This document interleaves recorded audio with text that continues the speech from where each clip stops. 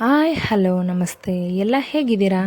ಈ ವಿಡಿಯೋ ಬಂದುಬಿಟ್ಟು ಯುಗಾದಿ ಹಬ್ಬದ್ದು ಹ್ಯಾಪಿ ಯುಗಾದಿ ಅಂತ ನನ್ನ ಮಗಳು ವಿಶ್ ಮಾಡ್ತಾ ಇದ್ದಾಳೆ. ಸೊ ಫಸ್ಟಿಗೆ ಇದೇ ಹಾಕ್ಬಿಟ್ಟಿದ್ದೀನಿ.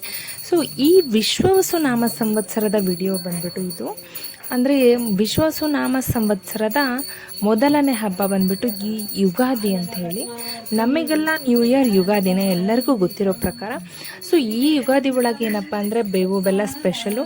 ನಮ್ಮ ಜೀವನದ ನೋವು ಮತ್ತು ನಲಿವುಗಳು ಎರಡೂ ಸಮೇತ, ಸಿಹಿ ಕಹಿ ಎರಡೂ ಸಮೇತ ಒಗ್ಗೂಡಿ ನಮ್ಮ ಜೀವನ ಹೇಗೆ ಮುಂದುವರಿಯುತ್ತೋ ಅದರ ಸಾಂಕೇತಿಕವಾಗಿ ಬೇವು ಮತ್ತು ಬೆಲ್ಲವನ್ನು ತಿಂದು ಈ ವರ್ಷ ಪೂರ್ತಿ ಎರಡನ್ನೂ ನಮಗೆ ಅನುಗ್ರಹಿಸು. ಆದರೆ ಬೇವಿನ ಜೊತೆ ಬೆಲ್ಲನೂ ಇರಲಿ, ಆ ಬೇವನ್ನು ಸಹಿಸೋ ಶಕ್ತಿ ಕೊಡಲಿ. ಅಂದರೆ ನಮ್ಮ ಕಷ್ಟಗಳನ್ನು ಬಗೆಹರಿಸೋದು ಅಂದರೆ ವಾಟ್ ಎವರ್ ದ ಸ್ಟ್ರೆಂತ್ ಆ ಎಲ್ಲವನ್ನು ಕೊಡು ಅಂತ ಹೇಳಿಬಿಟ್ಟು ಕೇಳ್ತಾ ಈ ವರ್ಷದ ಆರಂಭ ಮಾಡ್ತಾ ಇದ್ದೀವಿ. ಸೊ ಈ ಥರ ಪೂಜೆ ಎಲ್ಲ ಮಾಡಿದ್ವಿ ಆಯಿತು. ನಿಮ್ಮ ಮನೇಲಿ ಯಾವ ಥರ ಪೂಜೆ ಮಾಡಿದ್ರಿ ಅಂತ ತಿಳಿಸ್ರಿ. ಈ ವಿಡಿಯೋ ಸ್ವಲ್ಪ ಲೇಟ್ ಆಯಿತು. ಇನ್ನೊಂದೇನಪ್ಪ ಅಂದರೆ ಈ ಯುಗಾದಿ ಹಬ್ಬದ ದಿನ ಏನೇನು ಮಾಡ್ತಾರೆ ಅಂದರೆ ಕೆಲವರು ಬೇವು ಬೆಲ್ಲದ ಉಂಡೆ ಮಾಡ್ತಾರೆ, ಹಣ್ಣುಗಳು ತೆಂಗಿನಕಾಯಿ ಇಡ್ತಾರೆ, ಮತ್ತು ಇನ್ನೂ ಕೆಲವರು ಮಡಿ ಅಡುಗೆ ಮಾಡ್ತಾರೆ. ಹೋಳಿಗೆ ಆಗಿರ್ಬೋದು, ಚಿತ್ರಾನ್ನ, ಈ ಥರ ಅವ್ರಿಗೆ ಏನೇನು ಅನಿಸುತ್ತೋ ಅದೆಲ್ಲ ಮಾಡ್ತಾರೆ. ಹೋಳಿಗೆ ಅಂತೂ ಕಂಪಲ್ಸರಿ ಯಾರು ಕೇಳಿದ್ರು ಮಾಡೇ ಮಾಡ್ತಾರೆ. ಇನ್ನೊಂದು ಏನಪ್ಪ ಅಂದರೆ ಪಂಚಾಂಗ ಇಟ್ಟು ಪೂಜೆ ಮಾಡೇ ಮಾಡ್ತಾರೆ. ಹೊಸ ವರ್ಷದ ಹೊಸ ಪಂಚಾಂಗ ಅಂದರೆ ಈಗ ನಾವಿಟ್ಟು ಪೂಜೆ ಮಾಡಿರುವಂಥದ್ದು ಒಂಟಿಗೊಪ್ಪ ಪಂಚಾಂಗ, ಈ ವಿಶ್ವವಸು ನಾಮ ಸಂವತ್ಸರದ ಪಂಚಾಂಗ.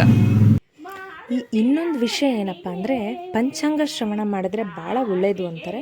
ಸೊ ಹಾಗಾಗಿ ಪಂಚಾಂಗ ಸ್ವಲ್ಪನಾದ್ರೂ ಓದಬೇಕು.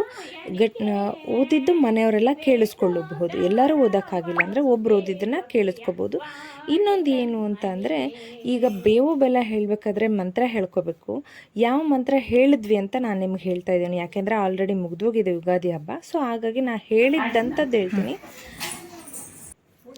ಶತಾಯುರ್ವಜ್ರದೇಹಾಯ ಸರ್ವಸಂಪತ್ಕರಾಯ ಚ ಸರ್ವಾರಿಷ್ಟ ವಿನಾಶಾಯ ನಿಂಬಕದಳ ಭಕ್ಷಣಂ. ಈ ಮಂತ್ರವನ್ನು ನಾವು ಹೇಳಿಬಿಟ್ಟು ಬೇವು ಬೆಲ್ಲ ನಾವುಗಳು 100 ವರ್ಷಗಳ ಕಾಲ ಆರೋಗ್ಯವಾಗಿರಲಿ, ಯಾವುದೇ ಆರೋಗ್ಯ ಸಮಸ್ಯೆಗಳು ಬರದೇ ಇರಲಿ, ವಜ್ರದಂತಾಗಲಿ ಅಂತ ಹೇಳ್ಬಿಟ್ಟು ಫಸ್ಟ್ನೇ ಲೈನು.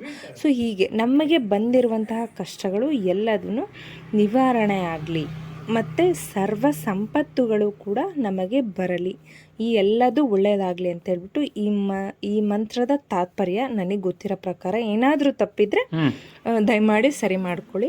ಸೊ ಇದೆಲ್ಲ ಆದಮೇಲೆ ನಮ್ಮ ಮಗಳನ್ನ ಕೂರಿಸ್ಬಿಟ್ಟು ಈ ಥರ ಎಲ್ಲ ಫೋಟೋ ತಕ್ಕೊಂಡ್ವಿ. ಕೈ ಮುಗಿ ಅಂದರೆ ಚೆನ್ನಾಗಿ ಕೈ ಮುಗಿದ್ಲು. ಅದಾದಮೇಲೆ ದೇವ್ರಿಗೆ ಆರತಿ ಮಾಡಿದ್ವಿ. ಆರತಿ ಎಲ್ಲ ಮಾಡಾದ್ಮೇಲೆ ಇನ್ನೇನು ಪ್ರಸಾದ ದೇವ್ರಿಗೆ ಇಟ್ಟಿದ್ದಾಯಿತು. ನೈವೇದ್ಯ ಮಾಡ್ತಾ ಇರೋದೆ ಗುಳುಂ ಸ್ವಾಹ ಮಾಡಿಬಿಟ್ವಿ. ಸೊ ಈಗ ನಿಮ್ಮ ಮನೇಲಿ ಯಾವ ಥರ ಸೆಲೆಬ್ರೇಟ್ ಮಾಡಿದ್ರಿ ಅಂತ ಹೇಳಿ. ಸೊ ಆಂಧ್ರದಲ್ಲೆಲ್ಲ ಬೇರೆ ಥರ ಸೆಲೆಬ್ರೇಟ್ ಮಾಡ್ತಾರೆ. ಒಂದು ಮಣ್ಣಿನ ಕುಡಿಕೆ ತೊಗೊಂಬಿಟ್ಟು, ಅಂದರೆ ಮಣ್ಣಿನ ಮಡಿಕೆ, ಕುಡಿಕೆ ಅಲ್ಲ, ಮಣ್ಣಿನ ಮಡಿಕೆ ತೊಗೊಂಬಿಟ್ಟು ಅದರೊಳಗೆ ಪೂಜೆ ಮಾಡಿ ಅದಕ್ಕೆ ಬೇವು ಬೆಲ್ಲ ಹುಣಸೆಹಣ್ಣು ಮತ್ತು ಮಾವಿನಕಾಯಿ, ಈ ಥರ ಚಿಕ್ಕ ಚಿಕ್ಕದಾಗಿ ಹಚ್ಚಿರೋ ಮಾವಿನಕಾಯಿ ಎಲ್ಲ ಹಾಕಿಬಿಟ್ಟು ನೀರೆಲ್ಲ ಹಾಕಿ ಮಿಕ್ಸ್ ಮಾಡಿ ಅದೇನೋ ಮಾಡ್ತಾರೆ ಪಾನಕದ ಥರ, ಅದನ್ನು ಕುಡಿತಾರೆ.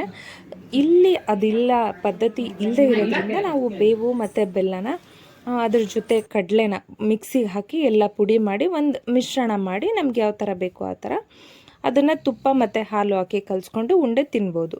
ಸೊ ಇದೆಲ್ಲ ಆದ ನಂತರ ಮನೆಯ ಕಾರ್ಯಕ್ರಮ ಮುಗಿದು ಇನ್ನೊಂದೇನಪ್ಪ ಅಂದರೆ ಅವತ್ತಿನ ದಿನ ಚಂದ್ರನ ನೋಡಬೇಕು, ಆಮೇಲೆ ದೇವರ ದರ್ಶನ ಮಾಡಬೇಕು. ಯಾಕೆ ಅಂದರೆ ಎಲ್ಲ ಒಳ್ಳೆಯದೂ ಆಗಲಿ ಅಂತ ಹೇಳ್ಬಿಟ್ಟು.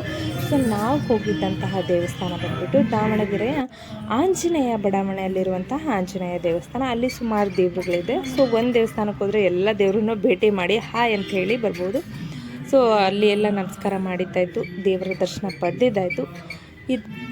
ಅವತ್ತಿನ ದಿನ ಎಲ್ಲ ಒಳ್ಳೆಯದಾಗುತ್ತೆ ಅಂಥೇಳಿ ಎಷ್ಟೊಂದು ಜನ ಅರ್ಚನೆ ಮಾಡಿಸ್ತಿದ್ರು, ನಾವು ಮಾಡಿಸಿದ್ವಿ. ಸೊ ಯಾರ್ಯಾರು ಅರ್ಚನೆ ಮಾಡಿಸಿದಾರೋ ಯಾರ್ಯಾರು ಮಾಡಿಸಿಲ್ವೋ ಎಲ್ಲರಿಗೂ ಒಳ್ಳೆಯದಾಗಲಿ. ನೀವು ಏನೇನು ಕೇಳ್ಕೊಂಡಿದ್ದೀರೋ ಎಲ್ಲದೂ ನಿಮಗೆ ಸಿಗಲಿ ಅಂತ ನಾನು ಕೂಡ ಪ್ರಾರ್ಥಿಸ್ತೀನಿ. ಎಲ್ಲರಿಗೂ ಒಳ್ಳೆಯದಾಗಲಿ. ಸೊ ಇದು ಬಂದುಬಿಟ್ಟು ನಮ್ಮ ಯುಗಾದಿಯ ಹಬ್ಬ ಆಗಿತ್ತು. ಇದೆಲ್ಲ ಆದಮೇಲೆ ಚಂದ್ರನ ನೋಡಿದ್ವಿ. ಸೊ ಚಂದ್ರನ ನೋಡಿದ್ದೂ ಹಾಕಿದ್ದೀನಿ ವಿಡಿಯೋ. ಸೊ ಇದೆಲ್ಲದರ ವಿಡಿಯೋ ಇಷ್ಟು.